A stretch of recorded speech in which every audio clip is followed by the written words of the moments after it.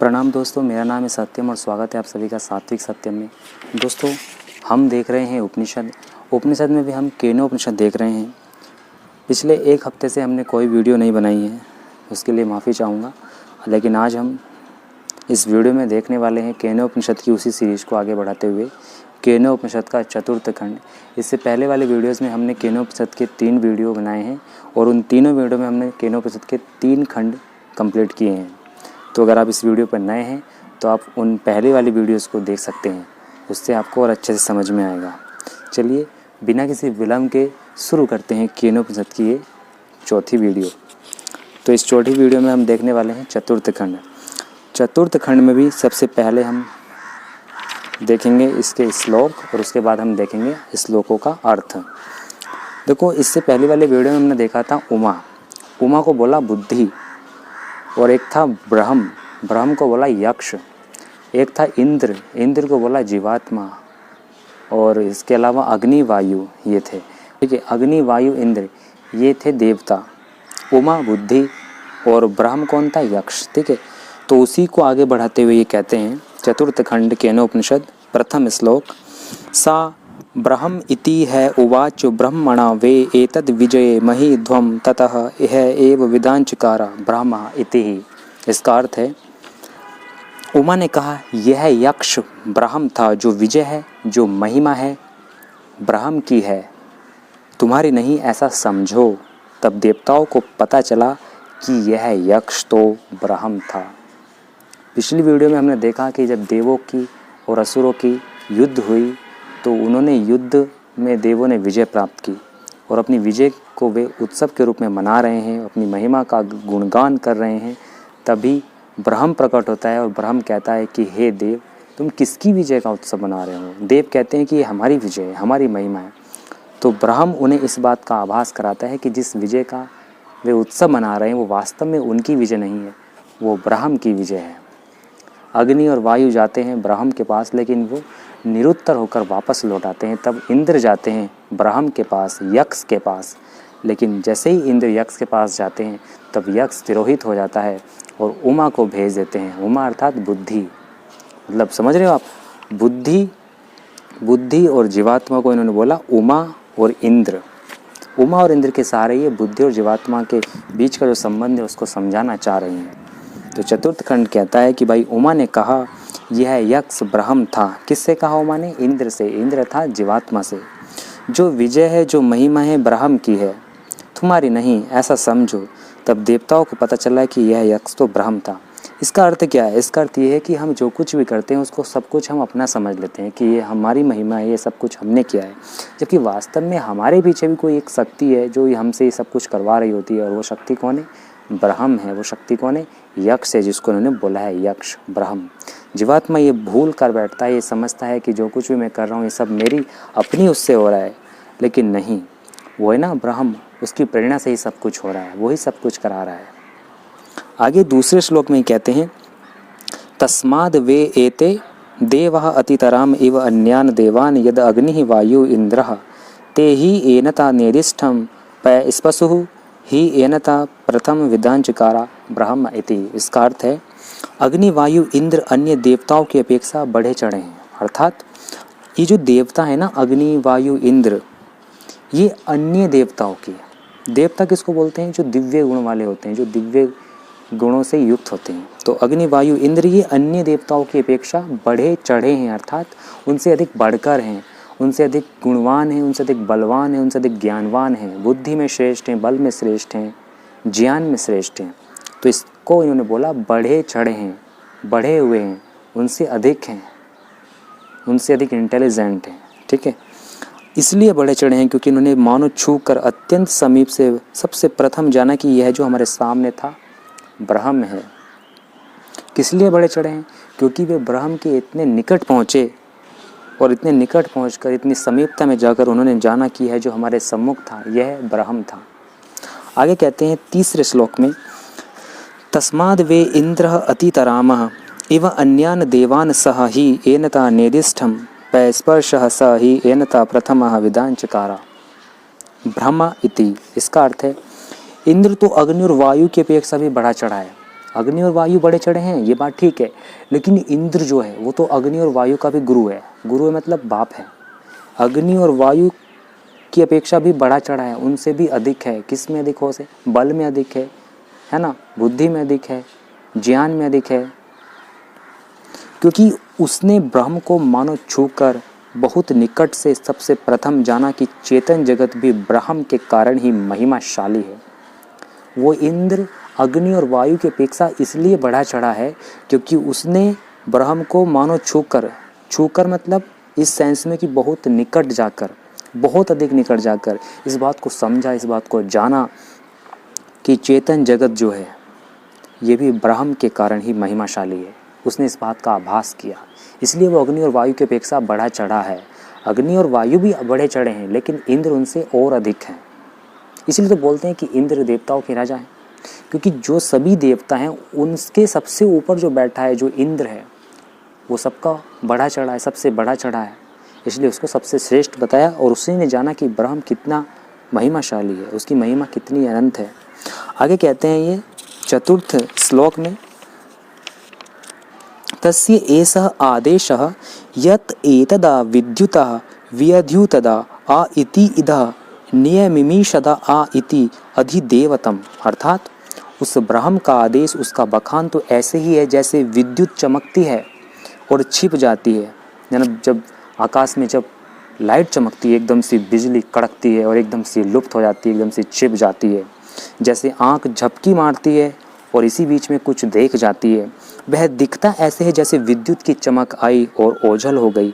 हम देखते ऐसे हैं जैसे आँख की जब झपक खुली और बंद हो गई। यक्ष भी तो ऐसे ही दिखा, यक्ष भी तो ऐसे ही दिखा था उन देवताओं को। अग्नि और वायु को तो दिखा, लेकिन जैसे ही इंद्र गया यक्ष तिरोहित हो गया, गायब हो गया। सामने आया और तिरोहित हो गया। इंद्र ने देखा और फिर ढूंढने लगा। ठीक है, अब आगे लिखते हैं यह आदि देविक उपाख्यान हुआ। आदि देविक का अर्थ है देवताओं के संबंध में। अग्नि वायु इंद्र ये देवता हैं। देवता अर्थात दिव्य गुणों वाली शक्तियां हैं। इन देवताओं को आधार बनाकर ब्रह्म की चर्चा हुई। इन देवताओं को आधार बनाया, उसके आधार पर इन्होंने ब्रह्म की चर्चा की। अब अध्यात्म उपाख्यान, इसको हम देखते हैं आगे के श्लोक में। श्लोक नंबर 6 कहता है, श्लोक नंबर 5 कहता है, अतः अध्यात्मम यत् एतदा गच्छति इव मनः अनेन च एतदा उपस्मरति अभीक्षणम संकल्पः। अर्थात अब अध्यात्म उपाख्यान कहते हैं अग्नि वायु आदि भौतिक जगत के संबंध में नहीं, परंतु अध्यात्म जगत के संबंध में, अर्थात इस मनुष्य शरीर के संबंध में उपाख्यान कहते हैं। ऐसा जो प्रतीत होता है कि मन जाता है और दूर दूर चला जाता है, हर क्षण या बीते हुए को स्मरण करता है या आगे के लिए नवीन संकल्प करता है, इसका कारण भी ब्रह्म ही है। इसका कारण भी ब्रह्म ही है। हमने केनोपनिषद जब स्टार्ट किया था तो उस प्रथम वीडियो में हमने देखा था ओम केन शितम प्रेषितम मनः, कि किसकी प्रेरणा से मन विषयों पर टूट पड़ता है, किसकी प्रेरणा से हम कान सुनते हैं, किसकी प्रेरणा से आँख देखती है, किसकी प्रेरणा से वाणी बोलती है। तो ये सब किसकी प्रेरणा से होता है? ये सब होता है ब्रह्म की प्रेरणा से, उस परम शक्ति की प्रेरणा से। तो इसी को ये बोल रहे हैं कि किसकी, कि यह संकल्प करता है, इस सब का कारण कौन है? ब्रह्म ही है। आगे 6 श्लोक कहता है, तद है तद्वनम नाम तद्वनम इति उपासितव्यम स य एतदेवम वेदा अविहेनम सर्वाणि भूतानि संवांछन्ति। इसका अर्थ क्या है? वह ब्रह्म वन है। इन्होंने ब्रह्म को वन बोला। वन मतलब वो जंगल वाला वन नहीं, वन का मतलब है यहाँ पर वनम। वनम आया है वंदनीय से। वंदनीय का अर्थ होता है पूजनीय, भक्ति करने योग्य। तो वह जो ब्रह्म है वह वन है, अर्थात वंदनीय है, उसकी भक्ति करनी चाहिए, वो भक्ति के योग्य है।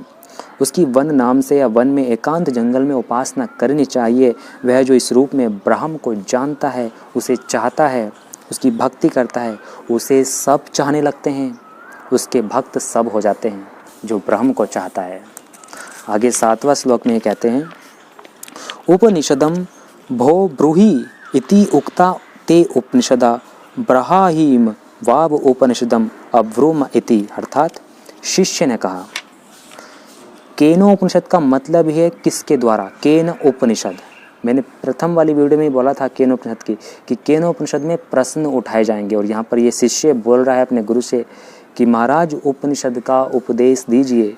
गुरु कहते हैं तुझे हमने उपनिषद का उपदेश कर दिया, हमने तुझे ब्रह्म संबंधी उपनिषद का उपदेश दे दिया। आगे 8वें श्लोक में क्या कहते हैं, तस्य तपः दमः कर्म प्रतिष्ठा वेदः सर्वांगानि सत्यम आयतनम। यहाँ पर जो आयतनम आया, आयतन मतलब स्वरूप, शरीर, इमारत, इसको हम देखते हैं इसका क्या अर्थ है।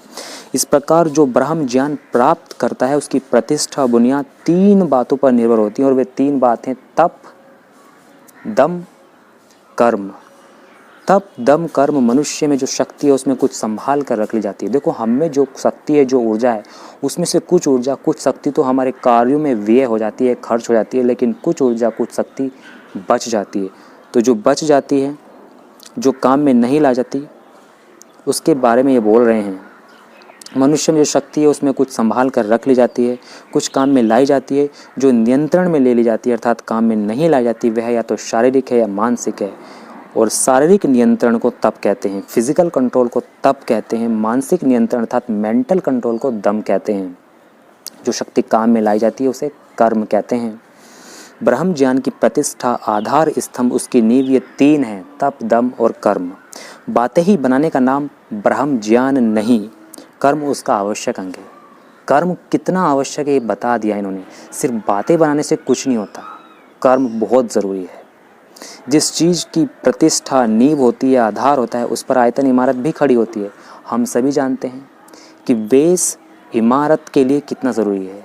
बेस, बुनियाद, आधार, फाउंडेशन, ये सब कितना ज़रूरी है, क्योंकि इन्हीं सब के ऊपर तो कोई इमारत खड़ी होती है। इमारत छोड़ो, कुछ भी ले लो, सबसे पहले बेस होता है। बेस जब बच्चे पढ़ने बैठते हैं ना, तो सबसे पहले नर्सरी में जाते हैं, प्ले में जाते हैं, प्ले स्कूल जो होते हैं, LKG, UKG, नर्सरी, पर्सरी, पता नहीं कितनी सारी चीज़ें चल चुकी हैं आज के टाइम में। तो हमारे टाइम पे तो पहली क्लास में हम एंटर हुए थे, लेकिन हमारे लिए वो भी बेस ही था।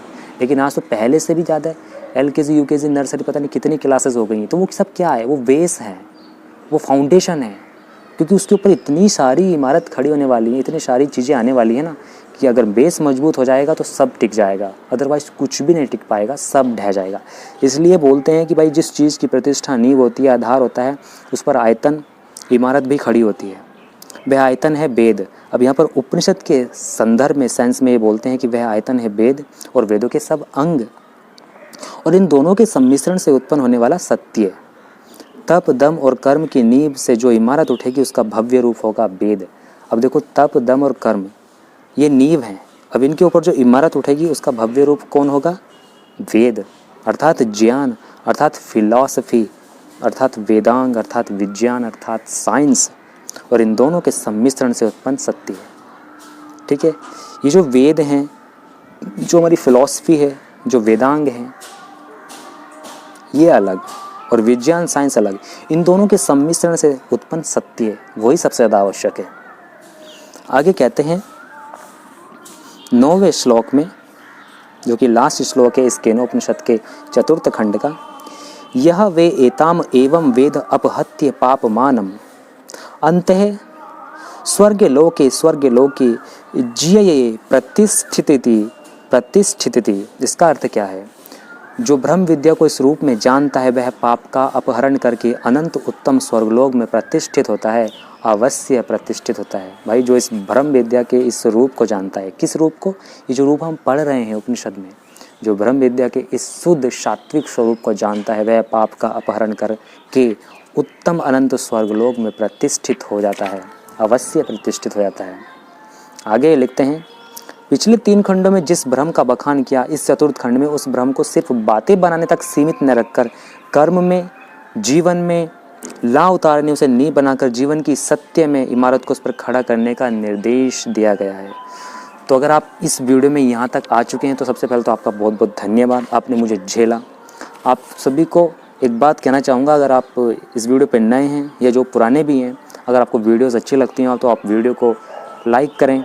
चैनल पर अगर आप नए हैं तो चैनल को सब्सक्राइब करें। अगर ऐसे ही वीडियोस आप देखना चाहते हैं तो मैं मिलूँगा आपसे आगामी वीडियो में।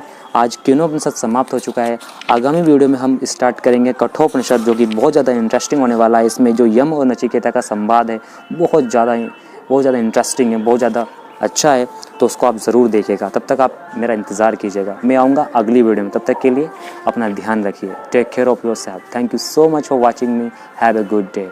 ओम सच्चिदानंद ईश्वराय नमो नमः।